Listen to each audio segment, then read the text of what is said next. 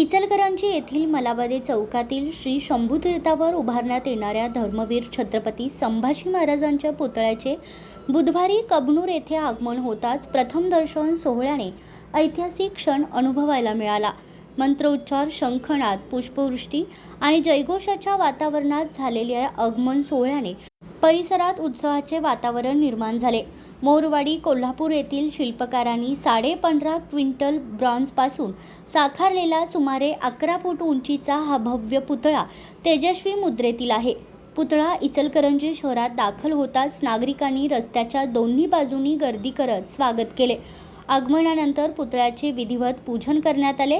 यावेळी आमदार राहुल आवाडे, महापालिका आयुक्त पल्लवी पाटील, कबनूर सरपंच सुलोचना कट्टी, माजी मंत्री प्रकाश आवाडे, शिवसेना जिल्हा प्रमुख रवींद्र माने, स्मारक समितीचे अध्यक्ष गजानन महाजन आणि श्री शिवप्रतिष्ठान हिंदुस्थानचे कार्यवाह प्रसाद जाधव यांच्यासह मान्यवर उपस्थित होते.